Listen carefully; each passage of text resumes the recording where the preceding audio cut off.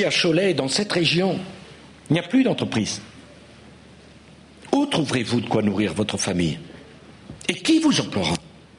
Loin de Paris et des entreprises du CAC 40, c'est bien au patron de PME du Choletais que Nicolas Sarkozy avait choisi cette année d'adresser ses vœux aux forces économiques. Un discours important, un an après une crise d'une ampleur sans précédent qui semble désormais derrière nous.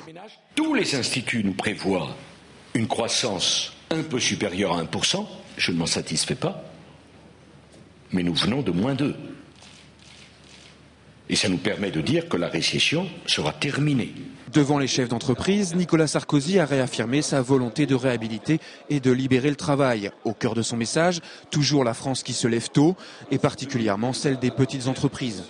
Il n'y a pas de raison qu'il n'y ait que les grandes entreprises qui soient protégées et que les petites entreprises, les artisans, les commerçants dont on a tellement besoin pour le tissu économique du pays se viennent voir ruinés parce qu'ils ont un retour de fortune sur le plan professionnel.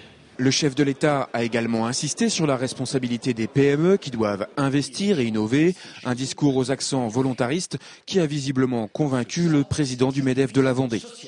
Pour nous, chefs d'entreprise, c'est très rassurant de voir que le chef de l'État a pris à un moment donné les bonnes décisions, qu'il envisage de les poursuivre dans les directions qu'il a entamées en matière d'allègement des charges des entreprises, en matière de compétitivité par rapport au marché international et mondial.